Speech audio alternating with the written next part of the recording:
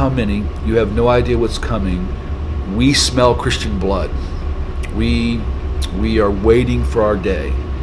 And when the call is given, millions of us will be released. And they looked at me and said, you believe in revivals and you believe in Pentecost and the power of God. You believe in all that. We believe in the Black Awakening.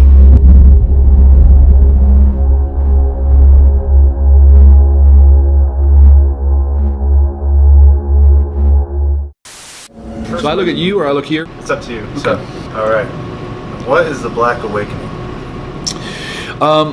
It's related to the red horse prophecy in Revelation. It's related to 2 Thessalonians 2 when it says about the day of the Lord, the parousia. That day will not occur until the apocalypse of the Antichrist and the apostasia, the word rebellion or revolt. That's all really defined in the prophecy of the red horse. But here's where the term came from and why I used it purposely.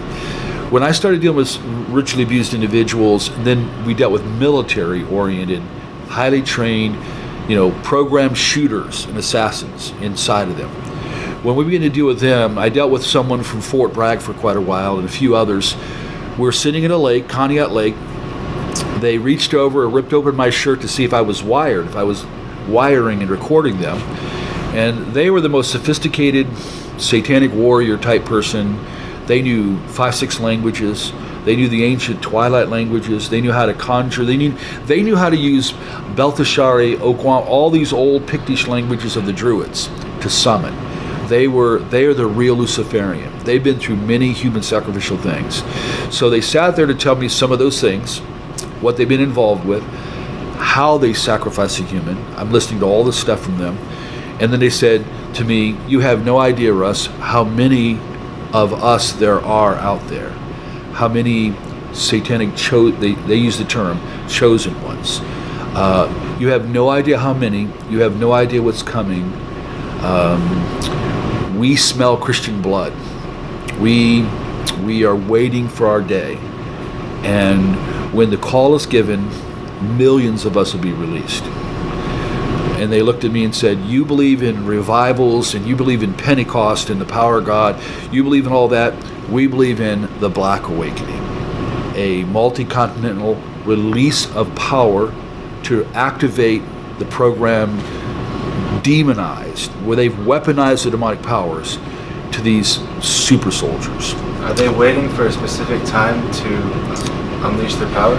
Yeah, they are, because they have to do it at the moment the Antichrist is, like you read in 2 Thessalonians 2, that it's caught the echo, the restrainer is holding back the apocalypse of the Antichrist, the unveiling in his movement. So right now he's held restrained. Soon as he who restrains is removed, soon as that occurs, we have White Horse, the release of the Antichrist. Instantly, we have the release of the red. It says the whole earth. Aranate, peace is taken from the whole earth, and all of a sudden, it doesn't give the details, but all of a sudden, on a global scale, people are released to begin to, and the Greek word is svadzo, slaughter, begin to slaughter people. It's used of animal ritual butchery to begin to slaughter individuals. That's exactly how they defined it to me back in the 90s. And we've heard this again and again and again.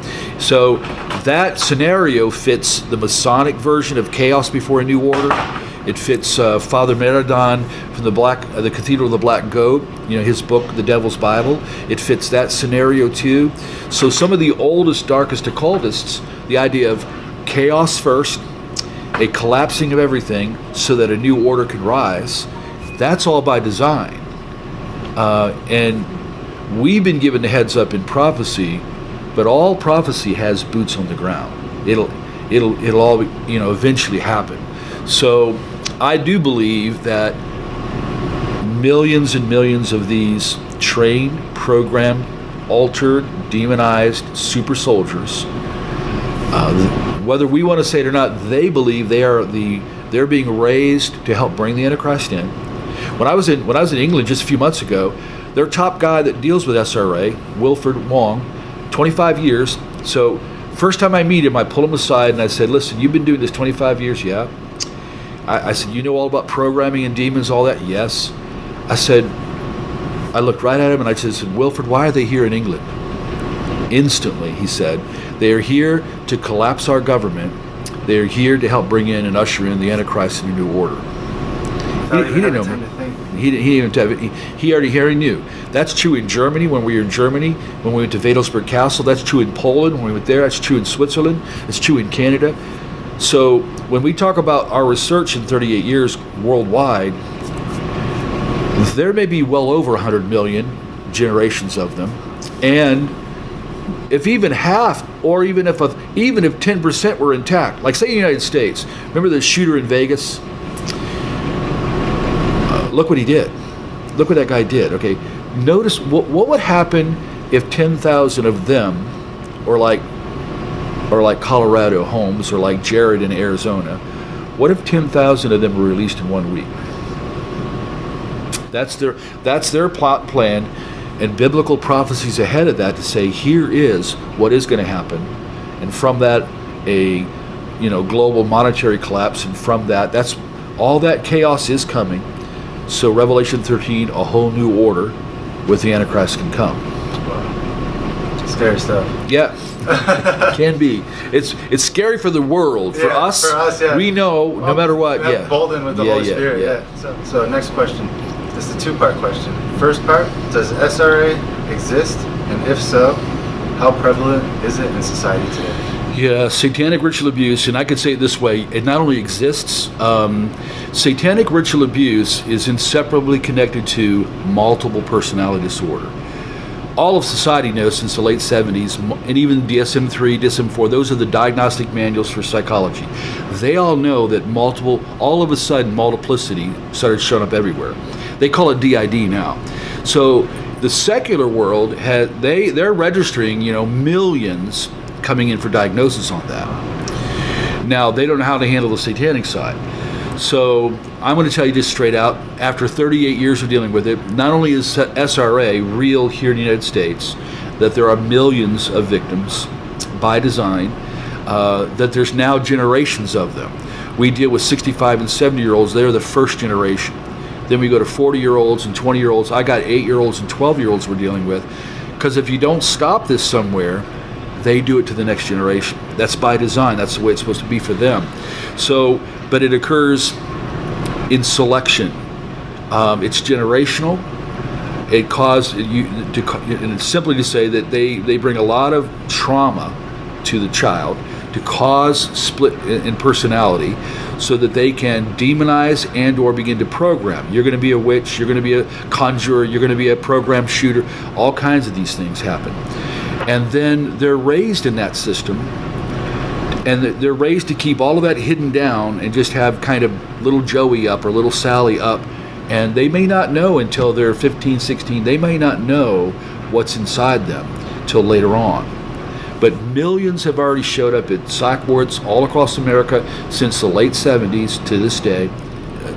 We look at a child and automatically we're going to protect them, save them, guard them, whatever it takes. They look at a child, they'd eat it alive, they'd destroy it, they'd torture it. You got to remember, that's their nature.